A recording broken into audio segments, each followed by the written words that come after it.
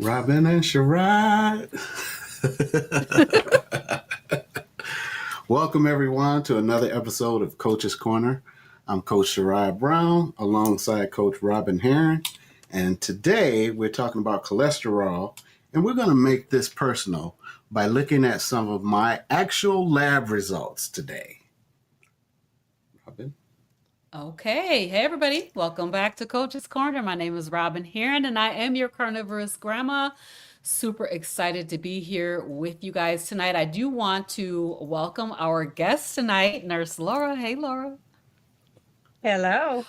Welcome to the show. I want to just put out this disclaimer before we get started, because this program is for educational purposes only.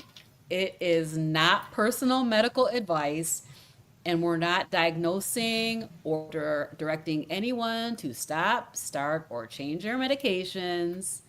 We will be looking at laboratory results tonight. But again, this is for educational purposes only, and we're so thankful that we have a true medical professional with us tonight. If you have conditions, you need to make sure that you are working with your qualified and trusted medical professional. All right. So let's talk a little bit about. Yeah, go ahead. Can we do something? I just want. We can always do what we have to do. Well, I want Laura to just introduce herself, maybe your channel, say something real quick, what you do, give us a spiel about you. Sure. So I'm a registered nurse. I've been in nursing for 23 years. I started out at 240 pounds, found myself at 313 when I was 20. This would have been like in 91. And because I had a horrible doctor, and I am not afraid to say that, and I'm very thankful I did at 20, he handed me Lipitor. I chose not to do that, which is atorvastatin, and decided to change everything that I put in my mouth, because I knew inherently that food is your fuel.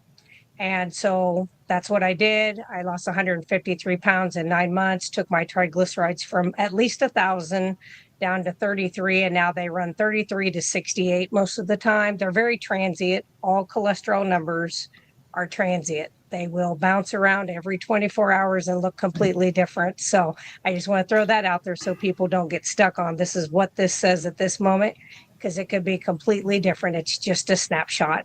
I do home health nursing, where I go see people in our county, our mission, and we do follow our mission statement, unlike a lot of other medical facilities. Our mission statement is to keep the patient home, to keep them healthy as they can. If it's the end of their life, we allow them to do whatever their wishes are when it comes to where they want to pass. And that's our main focus, is just doing whatever is best for the patient. We work with veterans, elderly, young. I mean, I have 33-year-olds or very sick babies that are born as well. On the side, I actually have my own website. I do sell natural products, tallow products, herbal remedies, because I don't believe, I don't believe everything needs to come from a pill. I think there are many natural things out there that our great-great-grandparents knew, but it's kind of gone away. So I do that on the side, and I also work with clients on the side. And even in my own community, I have several churches that I go to and do big talks for up to 120, 150 people. And that money goes in their till. I don't take any money for that. When I do that with the churches, they are to put that in their collection plate. So that's just a little bit about me. And I am a lion when it comes to carnivore, because that's what feels the best for myself. Not that I expect everybody else, but that's what works for me. Thank you. Yes. I can't wait to see you at Impact, and hopefully you're bringing some products so I can buy. I am. Some. I am bringing stuff. Good. Yeah. Thank you. Good. If you're coming to Impact, make sure you bring your money, because you want to get some of Laura's stuff. It's going to be amazing. It's cheap. I'm very cheap. Yes, because it seems like tallow deodorant is going up high from what I'm seeing. So, and it doesn't need to. It doesn't need Laura, to. go ahead and drop your best. Drop your link in the chat so everybody can go to your store and buy something. Yes. Yes. So thank you for that intro, Laura. Yeah. And so today, this is why you heard her mention and talk about her triglycerides being high. And so she's perfect for today because I wanted, to share with my labs what's been going on in my body. And Robyn, if you want to throw that up now, you can. Okay. I'm just going to briefly talk about my labs that we're going to share. And once again, this is just educational. I'm not getting diagnosed here. So Is this the right one? Yeah, we can do. I mean, I'm just, in general, I'm just going to talk about as they look over both of them. My fasting glucose was 86. My A1C is 5. All that stuff looks great. It's wonderful.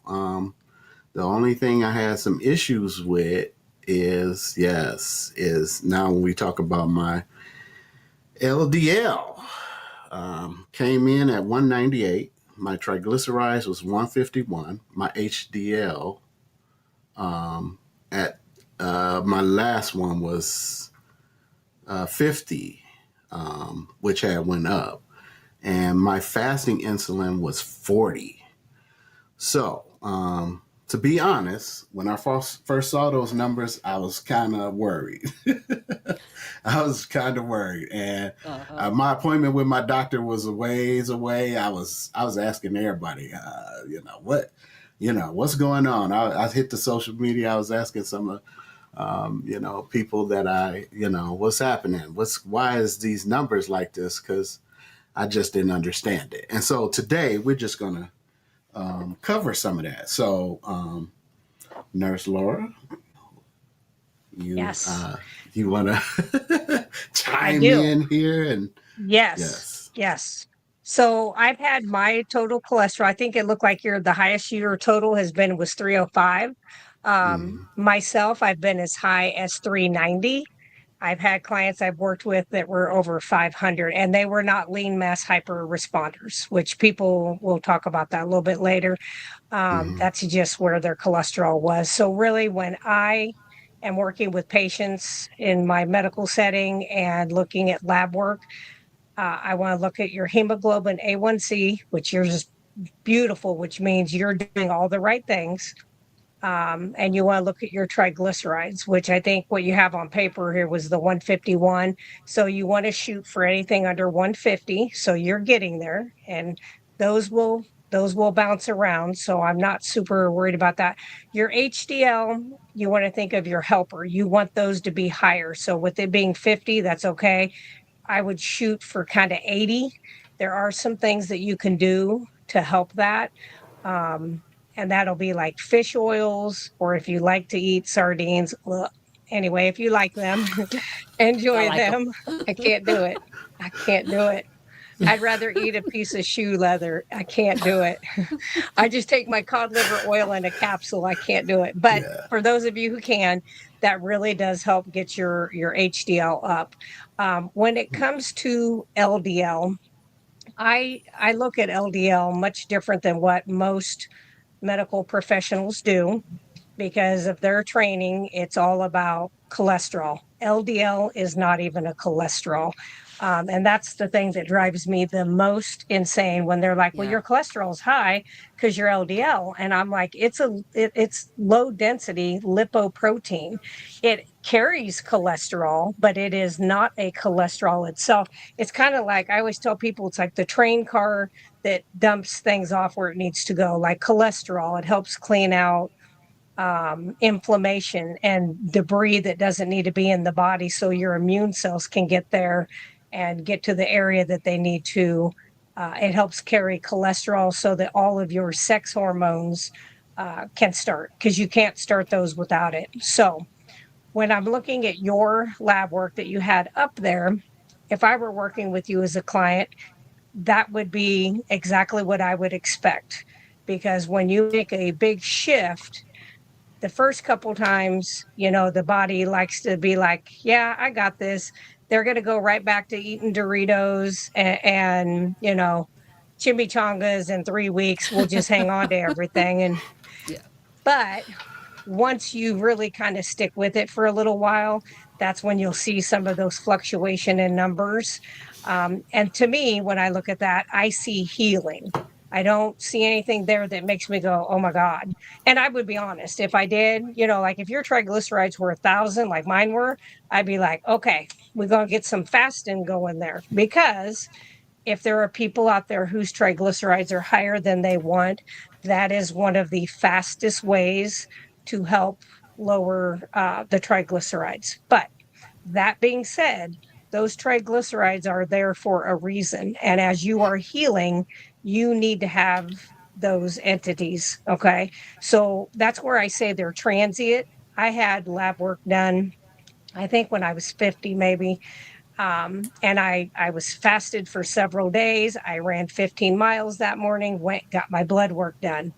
Didn't tell my physician, who's in a different town. Went and saw her the next day. She had me do labs down there, same lab core, so it should show the same. And there were 200 points difference on my cholesterol in less than 24 hours. And then when she brought that up, I brought out my copy of mine and I said, how can that be? It's the same lab, same everything. How is that much different? Why would you want me to take something that is going to shut down what my body is producing?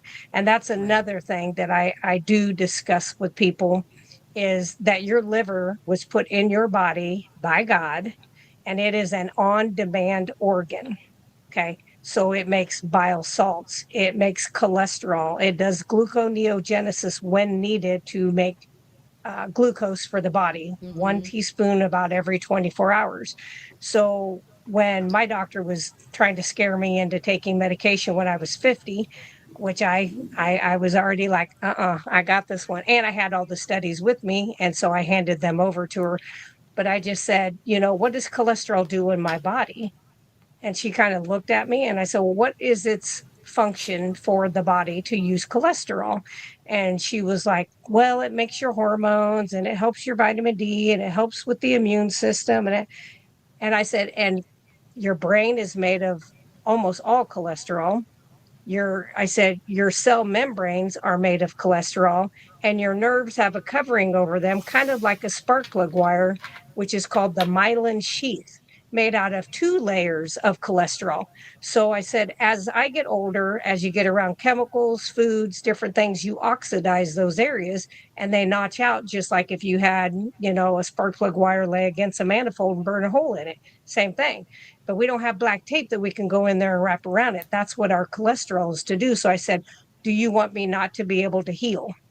And she was like, no, I want you to be able to heal, but I want you to take this medicine. I'm like, tell me what inside that medicine is going to make me heal. She goes, it'll lower your LDL. And I said, right, which is the healing molecule. Why would I do that? And so I did offer to go pick them up from the pharmacy and bring them back for her to take, but she did not take me up on that. I think that's the funniest thing, because that is the key. What you just said right there, Laura, is the key. Is that most of our medical practitioners are not, I won't say not concerned with healing, but they're geared toward giving you a medication to cover up the symptoms of whatever issue you're having, rather than focusing on the fact that your body can heal. And I almost think it's a lost thought that maybe was lost maybe a little over 100 years ago, about actual healing and the body being able to heal itself. And we kind of have gone into this mode of a medication for everything. And so this is where we have this issue, is that they're not thinking in terms of healing. They're thinking in terms of medicating. And it's by design, I'll say. Yes. Yeah. It's called disease management. Yep. Yep. So that's what we Is do, is we focus on the disease rather than the healing. one thing, I'm as Susan a Hampton. person who is, who's trying to learn. I'm trying to take my health in my own hands, it's frustrating because it's like I was thinking about how it just seems like over time too they move the goalposts. Okay, so for instance, my blood pressure has been 130/70 for a good part of my life. Generally, that's the average I average. Mhm. Ever since I was 18. So, Mhm. and nowadays that's high to them. Mhm. And because over time they'll say, well, we all know there was a time I think around in the 70s or something when guidelines started changing, and then we start eating a flux of grains and all these different things, and then there's an increase in all these metabolic diseases, and so it's Mhm. frustrating because if that was good then, why isn't it good now? Same thing with my Mhm. A1C. At one point it was 6.5, which I look back at my records. Thank goodness that I keep track of Yeah. all my stuff, and I put my stuff on Apple Health so I can look back at it. Yeah. So I can look back 15 years ago, and at that time, 6.3 or what I say, 6.3 was above was normal. It was below the normal. Yeah. So now, That's crazy. obviously it's 5.5. So they keep moving Mhm. the goalpost on us folks here, and Yes, then we that's got to right. take medications because that's what they're suggesting, that we take this medication to help ourselves. And this is in all these areas. Same thing with this with cholesterol. Um, so, Mhm. um, so question for you, Robyn. Mm-hmm. When you're coaching people, how do you help them not spiral when they see these numbers? Because I'm sure people have a lot of concerns, and even you, Laura, you can chime in on this as well. I mean, you've kind of shared what you would do if I was under your care, but Right. just talking to people, how would you help them? So, I think we have to take the fear out about cholesterol and realize that cholesterol is a naturally occurring substance in the body. It is something that our body needs. As Laura was saying, every single cell in our body requires cholesterol. And our body makes cholesterol for a reason. I always think about this study. I can't remember who the guy was who did the Oreo cookie study. You remember that? Yep. Where you Yes. eat the Oreo cookies and lower your cholesterol. Yeah. Yep. Lower your Yeah. LDL, Yeah. and it does, but then you get You sick. know, So I think one of the things that I do is I oftentimes will consult with Nurse Laura because Yeah. people do get afraid. There's a book called The Cholesterol Code. I would definitely Yep. recommend that. And then I would just tell us that it's not a toxic substance that's floating around in the body with no use, right? Cholesterol is not floating around in your body waiting to kill you, right? And Yeah. so it makes cholesterol because Nick Norwitz, that's the right guy. That's the guy I'm Yep. thinking about. Yep. And as Laura said, you need it to make your sex hormones, bile acids, it's part of vitamin D production. And I Mhm. think the thing is, and we talk about this all the time over here on Coach's Corner, that we need to be asking questions. Just like Laura said, she went to her doctor and said, what is the mechanism? Why does my body need cholesterol? We're not asking any questions. We're just taking whatever they tell us and we go home and take the medicine. And it's doing all kinds of damage to us. So I would ask you to ask questions. Ask those kinds of questions and get clarity on what it is that you know, why are they asking you to take it? What happens if I don't take it? Why do I need it? If they're trying to lower something in your body like cholesterol, what why do I need my cholesterol lowered? And then do your own research. And so I Mhm. recommend that everybody do their own research on these different topics because if they're telling you to take a statin, I'm going to be the one to say, I don't know about that because the Yeah. side effects, right?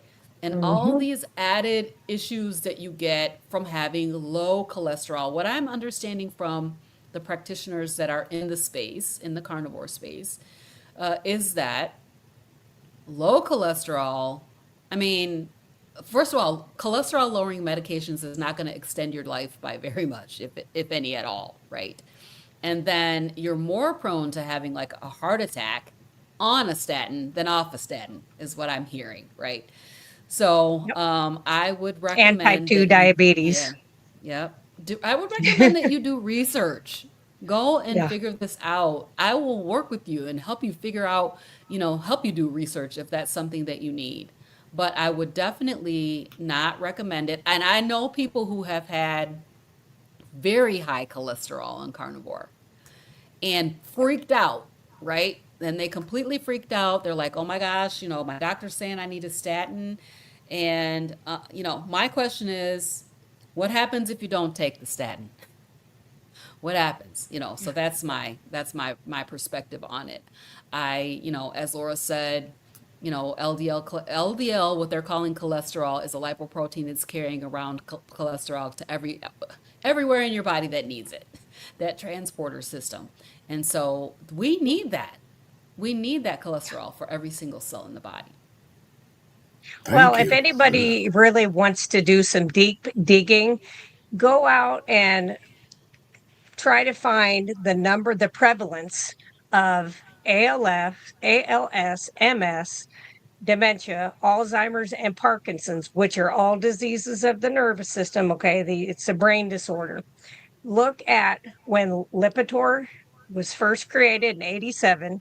Look when it started being pushed. Look when the low fat craze started in the late 80s, early 90s. And then look at the prevalence of those two, of all of those diseases, just how quickly they went up over 65%, almost within 2 years, which is unheard of in nature. That does not happen naturally. The genome does not change that fast. So that's one thing you can go out and look up. You can look up the Jupiter study and see that we were misled by Mr. Ansel Keys. That's the only Oh time I'm yeah. going to say his name because I Oh don't like his name God. in my mouth. I know, I know. There's a little bit of heartburn there. Little bit of heartburn, a little bit of something, Yeah. but I really think there's a lot of information you can find out there. Um, and I always say, these doctors, and they make the choice to work for these facilities. So I don't give them as much leeway. I've had people go, well, they don't have a choice. They do. Doctors can stay out privately on their own, can get with a couple different other doctors so they can afford their insurance. So if they get sued, that they can share that cost. But so many of them go under these big hospital systems. And if you look up most every hospital system, they are owned by like money markets. They are owned by stockholders. It is no longer, they're not asking the question. When I first went into nursing, they would come up every 3 months, every quarter, whatever, and say, your patient outcomes are so great. This is when I worked on the hospital med surge floor. And they'd say, your patients do well. They don't have readmissions, they don't have everything that you would think you would want your nurses to do.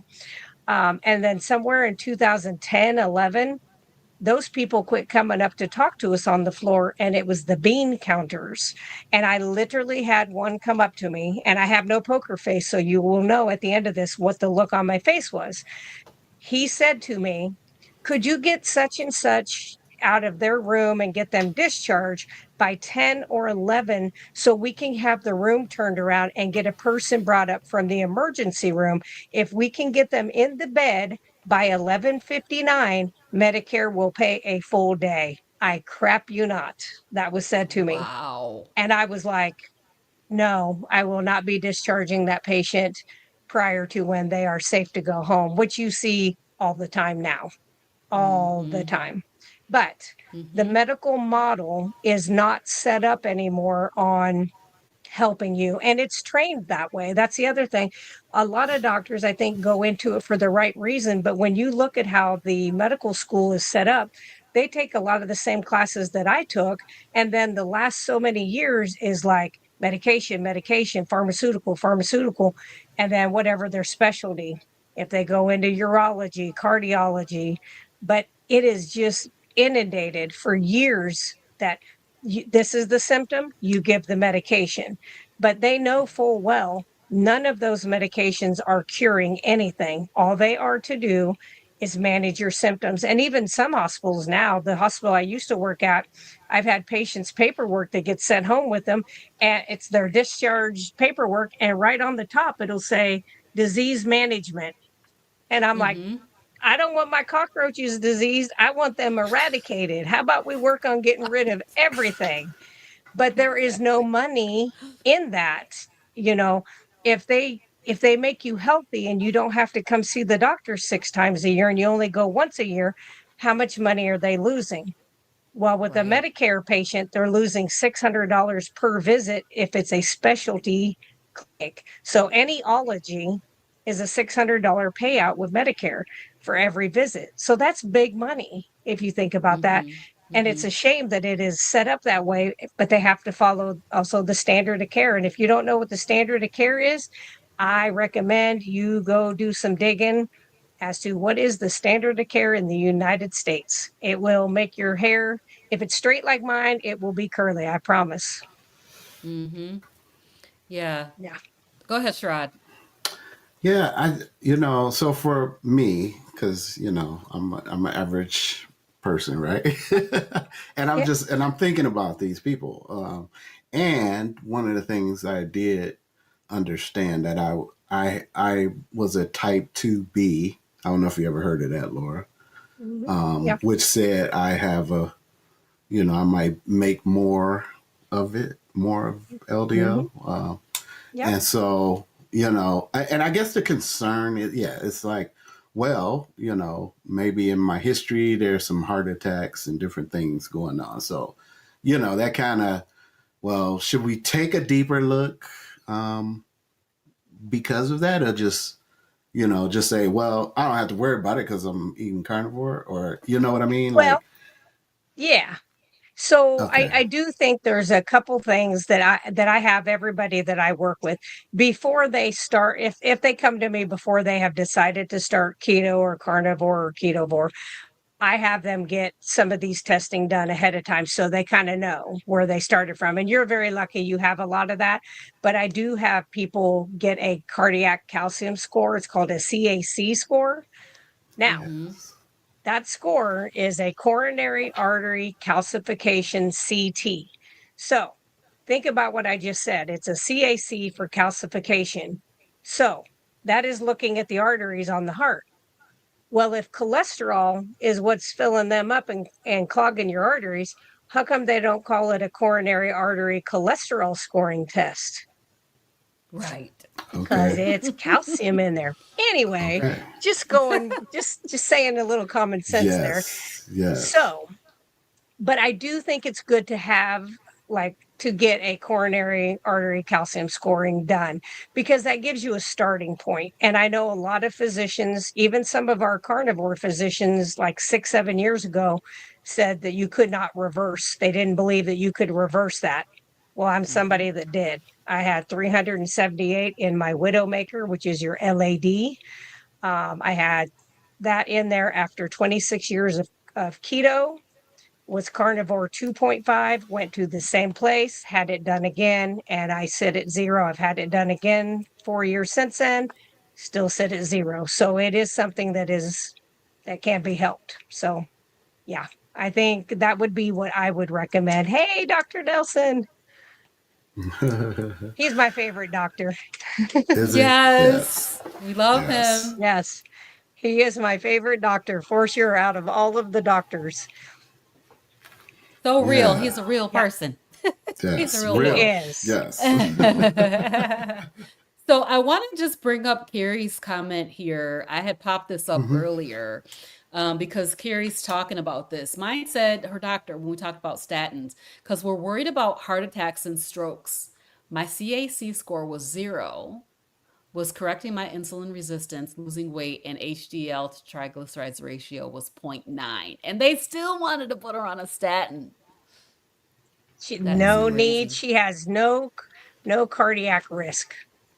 The lowest Right. cardiac risk you could could see right there, because that's what a heart attack usually is. There's two kinds. So you can get just blood clot formation in there that causes decrease of blood flow, or you can have these plaques in there, which are calcium, phosphorus, manganese. Yes, there is some cholesterol in there, but those will start to break off and they'll open up a little bit, and then as the blood's trying to pump through there, it gets behind there and then it breaks it off, and then you end up getting a heart attack in a smaller part of that vessel where that gets stuck. So that is generally the two main types. You can get it from anoxia where your lungs have stopped too, but that's something else.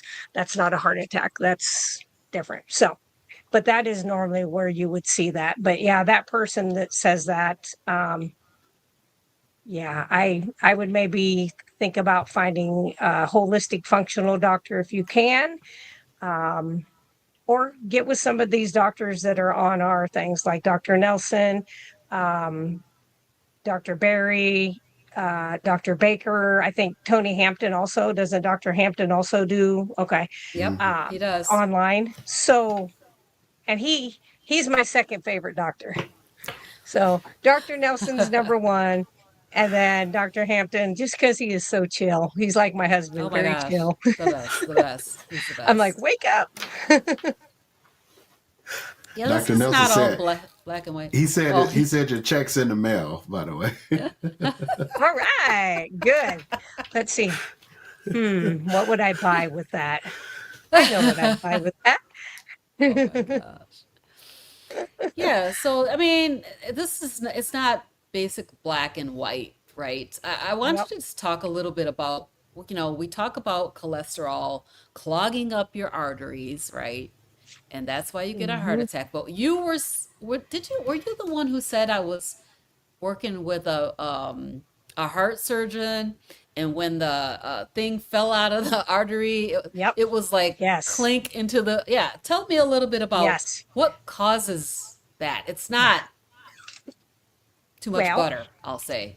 It's just not too much butter. So we were doing a bypass. We were doing a triple bypass. We were working on the LAD, which is called the Widowmaker, main artery on the top of the heart that leads to the rest. And as he cut two holes where we were going to jumper around, do a coronary artery bypass graft, the lesion, most of the time the lesion stays there and we just bypass it. This had pressure behind it, and it went out and landed on the table. And I mean, it was like pink. And I was like, I thought he dropped his scalpel. So I was like, James, are you okay? And he's like, I'm fine. I was like, what was that? And he says, he goes, that's part of the plaque. And I was like, wait a minute. You're telling me that butter turns to that? And I'm like, what mechanism of action does that? And he says, oh, I never said that is cholesterol. He says, it's the same plaque that you go to the dentist and he scratches off of your teeth. It's all the bone making material. And I'm like, I'm going to pick your brain when we're done with this surgery, because I need to understand this a little better. And so the way he described it after surgery, we did bypass this gentleman and got him sent on his way. The way he described it is your arteries are very muscular. So they have myocytes, which are muscle sites. But as those keep getting damaged, let's say you're smoking, drinking, whatever, not eating well, not exercising, and you're damaging those areas, those myocytes become more like osteocytes, like bone sites, which then it's like, come on, calcium, come on, magnesium, boron, all of the minerals that are supposed to go into bone then are led there. You do have some cholesterol that ends up in there because, like I said, it's coming there to try to heal that area of injury. And the more that happens, you can have some more of that in there. But when we took that lesion, because I'm like, I'm sending this down to pathology, it was like less than 2% was cholesterol. It was actually triglyceride, but it was less than 2%. It was all of these things that make your teeth, make your bones, because you're not putting that in the right area. It's not going to the bones on most people, or we wouldn't be losing height, losing teeth, having osteoporosis. It's going and riding in these blood streams, and then it's running against these blood vessel walls, just lining the walls like plaster and lath boards is basically what it's doing. Wow. And then it just fills up over time. So that is, yeah, that's what he told me. I 100% believe him. That's what I've seen. Yeah. So it's pretty So that interesting. leads me to my question about vitamin D, right? So, Yes. because I think that vitamin D is one of the things that could cause some of this, right? Can you talk a little bit about that? So vitamin D, I personally would never take vitamin D by itself. And this is just me again. I would never put a calcium tablet in my body. Mm, I don't, I can't even do milk products. I'm lactose intolerant. No matter how long I've been carnivore, still can't do it. I try every once in a while and I pay for it. But I don't take in anything that's calcium. I just eat meat, fat, salt, and water, Redmond salt, and my calcium stays perfect. But what I had a physician many, many years ago, he was from India. He was a lovely man. He had told me to quit taking the calcium because I had 3 fractures in my back with a car accident at 35 miles per hour at like 28 years of age. mm, And I went in to chew on my doctor who had prescribed the calcium 3 times a day. And I'm like, dude, like this isn't working. Like what's happening here? And this other physician was sitting in his office talking to him. And he was like, why do you take calcium? And I'm like, because he told me to. And I was being a good patient. And look where it got me. And I was taking just plain D3. And he says, no, no, no, you need K2D3. And I was like, R2D2 what? Of course, he didn't know what that meant. But I thought it was funny. Anyway, he says it's vitamin K2 with vitamin D3. He says they work together. He says vitamin K2 helps pull calcium from the places where it is inappropriately absorbing, pulls it out, puts it in with the vitamin D in the bone matrix, which then forces it into your bones and your teeth. And I'm like, can that really happen? He was like, it really, that's exactly what it's supposed to do. And I said, mm, well, how come my grandma didn't have to take K2D3? And he says, because your grandma ate food that was grown from the ground that was still alive. It still had minerals, it still had vitamins, it had nutrients. It's dead ground. It has been farmed and farmed and farmed, and it's grown super fast and sprayed with chemicals and, all the things. And I'm like, okay. I said, well, we're going to try it. And my T score, I don't remember what my T score started out, but within 6 months, I had come up a full point. And by mm. 18 months, I had come up to where I was so far the other side that they were like, we don't have to see you back unless you fall and break something. Cause I had broken, a couple fingers and stuff. And when I asked the lady, do you want to know what I did? Because they thought I was doing those Prolia injections and stuff like that. And I'm like, no, I don't need kidney stones. That's what you get from those. No, thank you. And I told her, and she said to me, I said, you need to tell the doctor so that you guys can help, all these people. So we're not walking around with kyphosis and we don't have all these other issues. She said, he'll never do anything with it. You don't get paid for prescribing vitamins. Said it right to my face. And I'm just like, but I've never had to go back, so that's okay. But I Oh my tell gosh. all of my clients, everybody in my family, my husband, my Your children, my Marco Polo grandchildren, groups, yep, everybody. everybody. There is nobody in my county. If I've taken care of them, there is not one that I haven't told their doctors, hey, why don't we try K2D3? And they're like, okay. And they're all on it, every one of them, every person here. Wow. Wow. Yep. Thank you Definitely for told that us. Yeah. Yep. Yeah, you're information welcome. there. Yeah, yeah. I'm learning a lot today. Thank you. Um, You're welcome. one other area I wanted, because another part that kind of I was concerned about, I ain't gonna say I was Mhm. worried about my LDL so much, was my fasting insulin, because uh, my fasting glucose was 86 and my Mhm. A1C was 5. Yeah. Robyn, can you put that back up? The Fasting. you know, yeah, the Yeah. Let me see fasting if I one. can get it up here. Yeah, yeah. And so this was the I think first it's time 40. though. 42, yeah. 42. This is the first time Yeah. I did the fasting insulin test. So this is the first time I ever took it. And I took it Mm-hmm. on a recommendation from Robyn. And I do have a cat. Well, I have to see my doctor first. He said he couldn't just give it to me. I have to come see him first, and then we'll talk You got about to make getting money. that done. Yeah, yeah. Mm-hmm. Yeah. Yeah. Yeah. So Tell it your like fasting it is. insulin, it's true. I don't lie. I don't have a very good filter. Sorry. But with your fasting insulin, it would be nice if we would have had like a fasting insulin where you started from, but we don't, Yeah. and that's okay. I have worked with somebody 3.5 years ago now. He was my first client that I worked with, and I believe his fasting insulin starting out was over 80. But he jumped into fasting because he had severe fatty liver. I mean, the worst fatty liver I've ever seen in my life. I mean, it was like out of a horror film. It was horrible. Within 3 months, he completely had the fatty liver taken care of. It looked like a brand new baby, but smooth liver. Beautiful.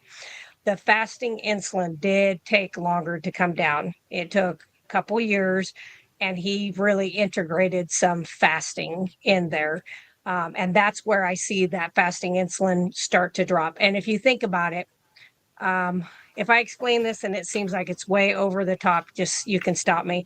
But if you think of your cells are running through your bloodstream, and insulin is the key that opens it up to put the glucose in. Well, when we've had so much glucose running in the bloodstream, after a while, that cell gets resistant and it's like, piss off. I don't need you. I'm not opening up for you, so it won't unlock. So then the insulin is high. So then you have all this extra insulin because your pancreas is going to do what it knows to do. Your glucose is high. I'm spitting out more insulin. Your beta cells are going to just keep kicking out more insulin. So what you have to do, where I say fasting works so well, is because that drops that blood sugar very low. I mean, I run it 55 to 60, which is normal for me. I've been doing it for a long time, but it'll drop it low. And once you do that for and I'm not saying 7-day fast, but I'm saying 2 to 3 day fast, I think a couple times a month is a really good thing to start getting those cells back to where they were, where they recognize an insulin, allowing insulin to open them up to get the glucose in. I've had patients who had, as they were fixing their fasting insulin, they started freaking out because then their fasting glucose went up. And I'm like, that's because you're fixing the cell and it's opening up and putting the glucose in, that you've had all this extra glucose laying around. So I'm not surprised when I see somebody's fasting. We had somebody in our Marco Polo group that was having that 105, 108, 115. And it's just part of it as that healing. And I guess that's the thing is, when I look at labs, I never say, that's it. That's where they are. That's where they are right at this moment. And as long as you're trying to trending in a better direction, that's all you can Yes. really ask for, because it's a whole lot better than what was happening when we was working with standard American doctors, generally speaking. Yes. Good. We have a comment here. I just want to Yeah. pop Thank you. up. This is Lance, and he says, my doctor and my wife's doctor refuse to do fasting insulin. My wife is a type 2 diabetic. This should be a Mm, requirement for diabetics to have fasting insulin and C peptide checked. I would fire yep. that doctor. Time to fire and I find would somebody fire. new.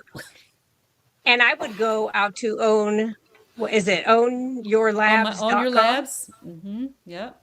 .com, and I would first, you want to make sure that you have a lab in your area that will take their orders.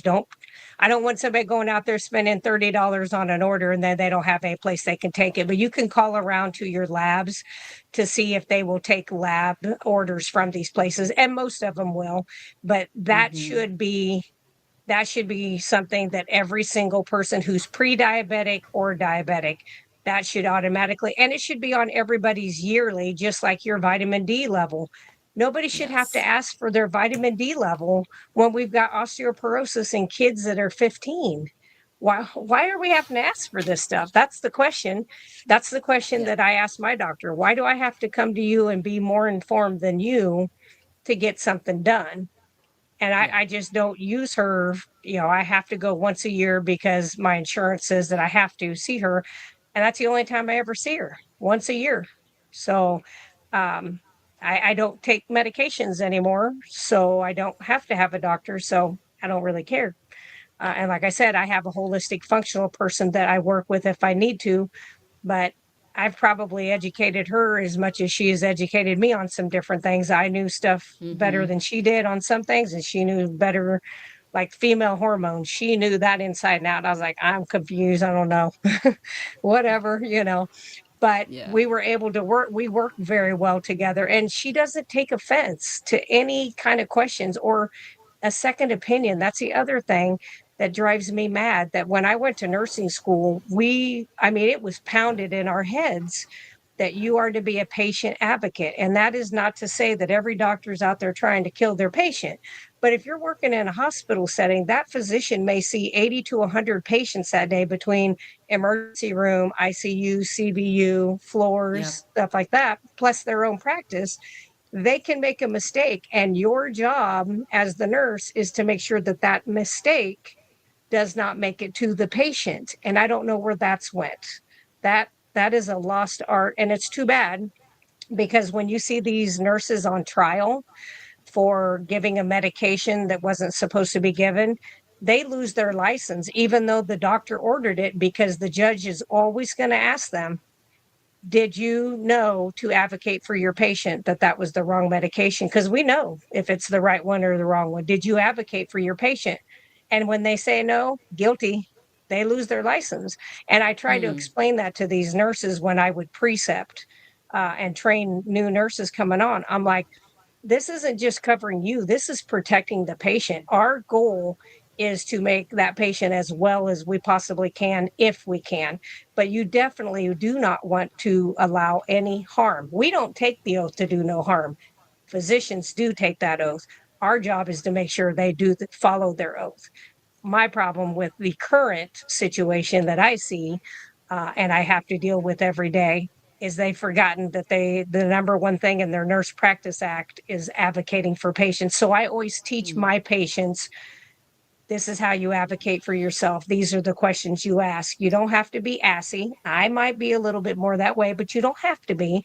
And I'm like, I always start out very nice, and sometimes it has to get there, but I'm like, this is your body. You've lived in it for 55 years or 60 years.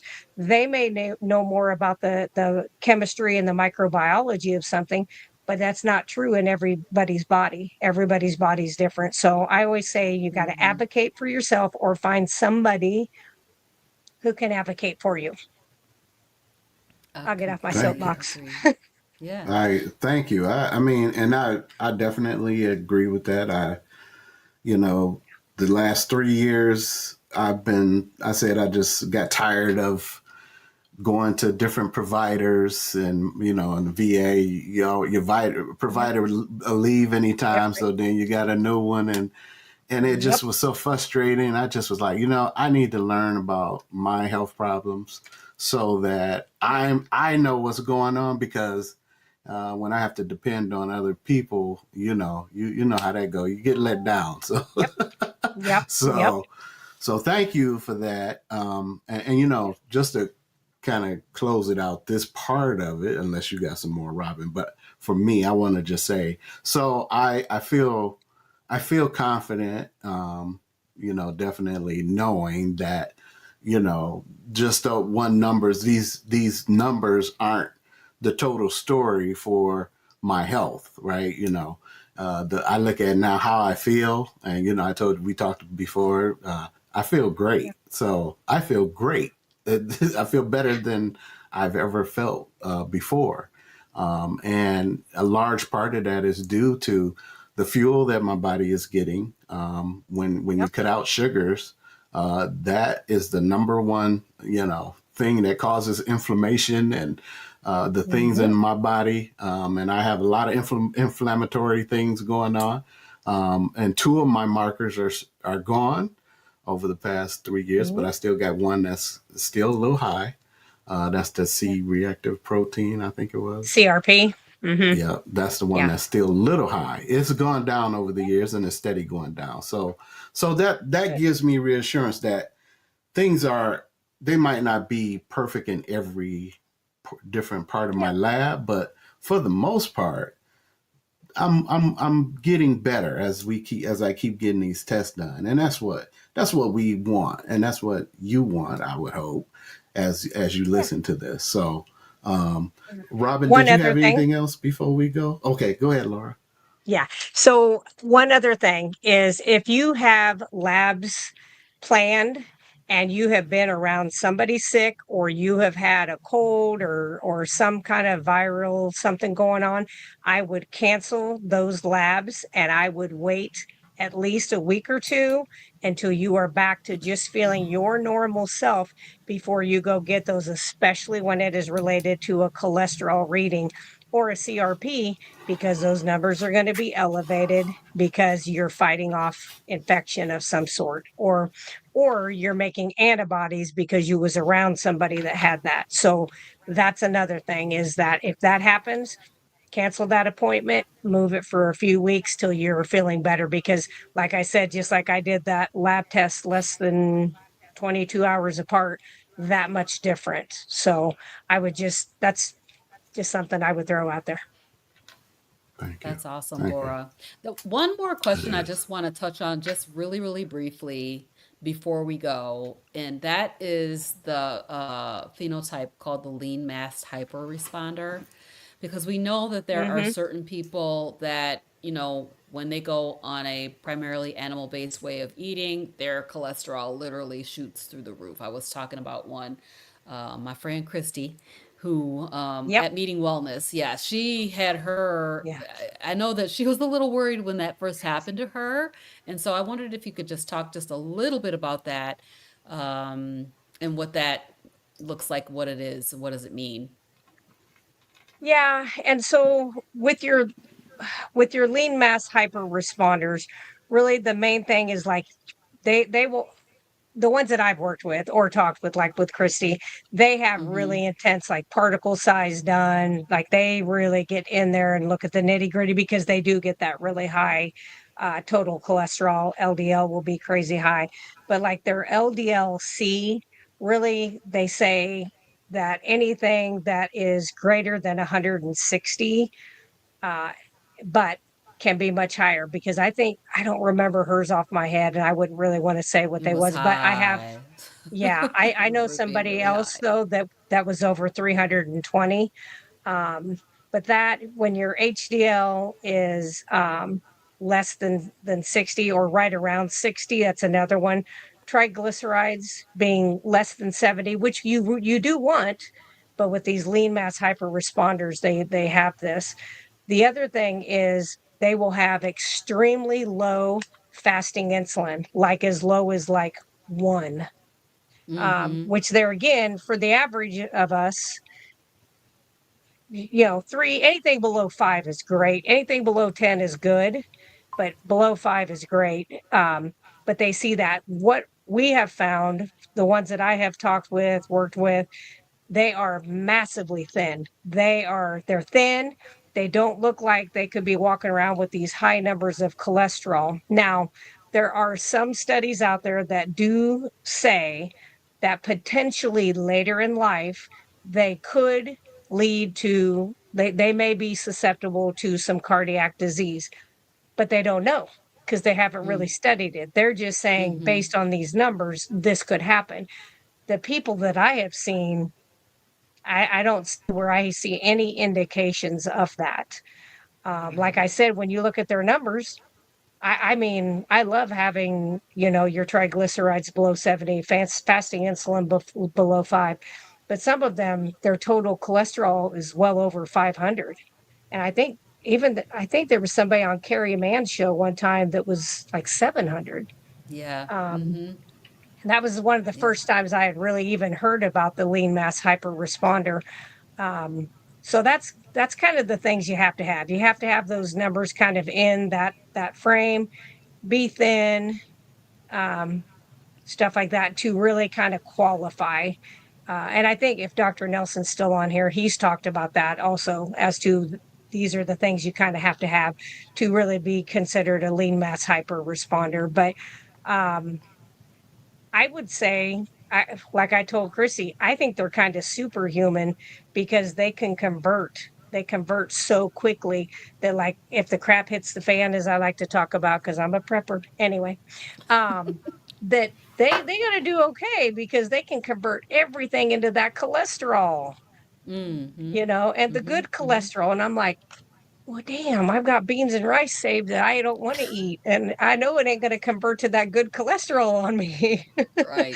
So Yes. I'm Yes. kind of jealous of them a little bit. I always say that I feel like they are like the superhumans because I think, don't quote me, but I'm not sure if Dave Mack is, but I know Christy is a lean mass hyper Mm-hmm. responder. But for some Yep. reason, I want to think that Dave Mack might also be, but I'm not positive. I can't But remember. they're thin. They're so thin. I'm like, well, I ain't gonna be that thin, and that's okay. I just want to be Right. healthy. I don't care if I'm a size 12. I don't care if I'm a 14, if I'm an 8. I just want to be healthy. And I've taken care of especially women in the nursing home settings back in the day where they were so worried about starving. And I mean, I had a lady that told me she ate a sleeve of saltine crackers every day of her life for over 20 years. That was it. Mm. She didn't eat eggs. She Wow. didn't eat, but I mean, nothing else because she had to stay thin and she smoked cigarettes also to help with the appetite. She had started out at 6'1". She was 4'11" when I was taking care of her. And I mean, she's bent over like this. And she ultimately Wow. passed away because she couldn't breathe because she was so curled over. She couldn't breathe. Her lungs were smashed. Her heart was smashed. And I thought, how sad. Just chasing. It's like what I see with some of these people taking some um, exogenous GLP-1s. That's all I'll say. Mm-hmm. I see the same thing happening to them that it really worries me. So, yeah, Yeah. it's just scary. Yeah. Yeah. So I don't think Yeah. there's a whole lot of people out there that are lean mass hyper responders, but you would have to have all of those markers, be extremely thin. And I think the ones that I know of, they never got super heavy even when they were eating the standard American diet. I feel like they Mm-hmm. maybe had 20 pounds to lose, but not Yeah. like, yeah, 100 150 pounds. pounds Yep. or, yeah, Yep. yeah. Exactly. I Yeah. agree. So hopefully, does Yeah. that Thank you. make sense? Yeah. Yeah, that makes sense. Thank you for Okay. sharing about that because when Yeah. saw Sherrod's labs, in the initial thought was, lean mass Mm. hyperresponder because that's that phenotype that I've seen that has Yeah. that. But then we start looking at all the Yep. different factors. It was like, okay, Yep. we gotta get Laura over here to talk to her, talk to us about this. He- He's close to Yeah. superhuman, but not quite. But that's Yeah, I'm Close, okay. trying. Neither am close. I. I'm trying to get there. I just gotta get a little more lean. It'll Yep. happen. It'll happen. It just takes time. I always Yes. say I Yes. didn't I didn't get up to 313 pounds in 6 months or a year. I mean, it Yeah. took time. And it doesn't want to come off. It's much slower coming off than it is going on, unfortunately, especially as we age. I'd be interested, Yes. Sherrod, and this has nothing to do with cholesterol. Have you ever had your testosterone levels taken at all? Yes. Yes. Yeah. Because I'd be Yes. surprised where they were. I'd be surprised if they haven't went higher now. And I don't know if you have that so that you know that. Yeah. I okay, so years ago I got my testosterone checked and it was like 150. Oh And gosh. so believing what was being said that if you take testosterone you're gonna get Mhm. sick or you're gonna have heart attack and all these things. And then I started looking into it and found out if I didn't take testosterone or don't have enough testosterone, I will have a heart attack or stroke. Absolutely. And then it also, when it talked about having some, the energy to get up and just move and do Mhm. stuff, that was the Yep. major thing for me that I was like, I know Yep. I need it. And so Yeah. I started that, Yep. some Good. about a couple years ago. Yeah. So when the first year I was at 700. Now it Mhm. kind of, I had made a switch to the gel. because I didn't Hmm. like the way the needles was leaving sores, Yeah. and I Yeah. went back to the jail there. I Yeah. just liked how it just made me feel, and Yeah. it's at 500 now, so it's leveled off. Yeah. Which is And I good. just I got mean, tested. Yeah, 500's, yeah, yeah, 500's a really good range. A lot of people, a lot of men that go on carnivore were like you, they were 150, even lower. And we yeah. have one that I think he's been as high as 1200, and he Hmm. actually titrated himself off of the exogenous testosterone. And with him doing higher fat, more like I do, 80/20, has been able to maintain like 700 with just doing carnivore. So that might be something in your future too, that you may not even have to do that. Yes, yes. Yeah. Because just like you, I would love to get off all this medicine, and that's my goal. Yes. Good. Yes, I absolutely. like that. I think that's a wonderful idea. I Yes. feel like testosterone is almost like a dirty word, and we need to have a show and just talk all about it and just Yep. Yep. expose Let's all do the it concerns now. around that. Let's do it. Let's do it. Yeah. Yeah, it's this is it's not a Uh, secret, and it is so Yeah, important that we talk about it is. things openly, right? Yes. yes. We So, need Yes. manly men. Yes. I agree with that. yes. Yes. We need fighters and strong people. We need head of Yes. households. Yes. Yes. Yes. Amen. No. All right. Well, we have been here for 1 hour and 1 minute, and I think Yes. we're going to go ahead and wrap it up. Yes. I think that from tonight's show, our takeaway is that, these numbers in isolation just don't mean that much. We really Yeah. need to look at the bigger picture. Sherrod talked about how he feels, like feeling amazing, um, Mhm. and making wonderful, wonderful changes in his health pattern, and then also changing the trajectory of his health just by changing the fuel source of what we're putting into our bodies. We know that cholesterol is essential. If you don't know that, now you know. Cholesterol is essential. Yep. And so, we need to consider all of the factors. What is your metabolic health like? Because that is the picture that we want to get under control. It's like, let's get back to being insulin sensitive and having our metabolic health under control. Um, and so we are challenging our conventional standard American thinking or standard Western thinking around nutrition, around medications, around all the things, including cholesterol. And so, thank you guys for being with us tonight. I am going to just let Sherrod have a word, and then I'm going to let Laura wrap us up. But before I do that, we have Impact Meetup and Eat Up with Carnivorous Grandma and Friends coming up 2 weeks from Two today. weeks. Oh my God. Oh my God. And you will meet both Laura and Coach Sherrod at Impact. And so Yep. it's going to be absolutely Yes. sorry, y'all. The tickets sold out. I am so sorry. It sold out a month in advance. So I'm super, super excited. Carrie's saying, see you in a couple of weeks at Impact. Yes, I can't wait to see you there. And I'm gonna turn it to Sherrod. Yes. Sherrod, you can turn it to Laura. Let Laura have the last word. All right. Well, I just want to say thank you, Laura, for coming on to the show Yeah. today, and appreciate your insight and your wisdom. We appreciate it.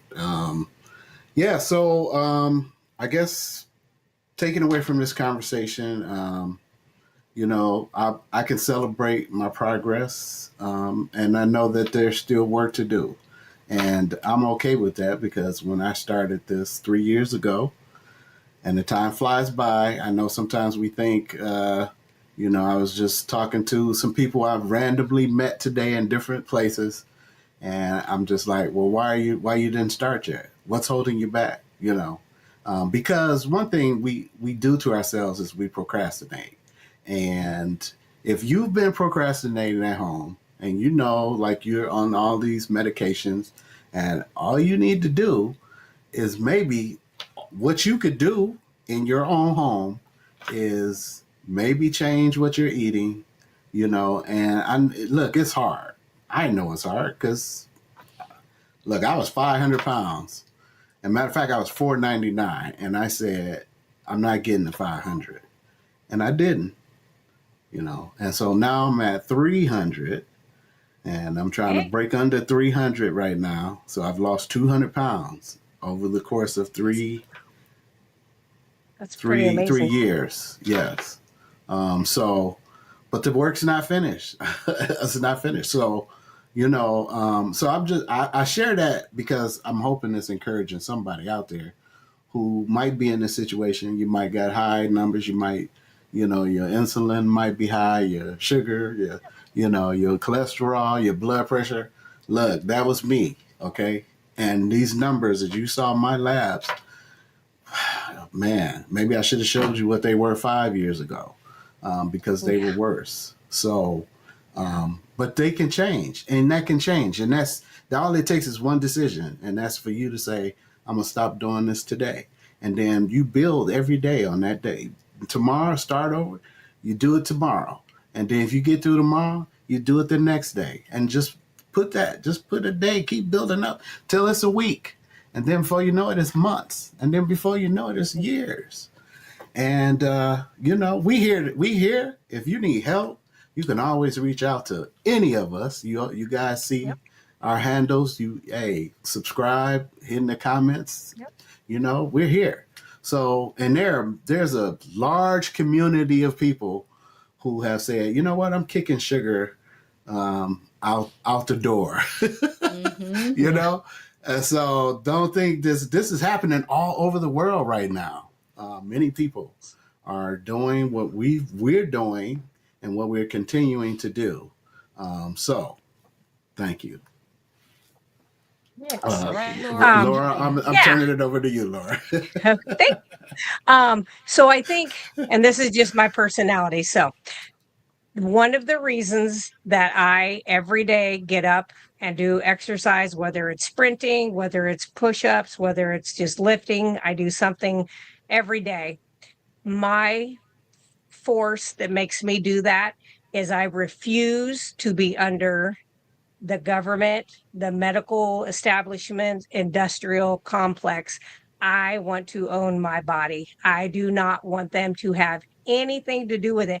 And that truly is every day. I'm like, no, no, Satan, you're not, And that's what I look at a lot of them as that. I'm like, I'm not going to partake in making you guys richer. So every pill I don't have to take, every script I don't fill, every one of those things that I take back my control, that's just, it's a nail in their coffin. And I'm like, I'm going to do it every day. So that's, like I said, that's just my personality. But it's one day at a time. Every day is a new day. And even if you make a mistake, it doesn't have to be a mistake for the next 2 weeks. Self-sabotage is something that a lot of us used to do. So what? You ate an Oreo. Okay, the next meal, eggs and bacon. Move on, move on. Don't relive that, rehash it. Let it go. You're not in school anymore, so that's gone. And carry on and just keep moving forward, because every step forward, I think you're getting away from control from other people, and I like that.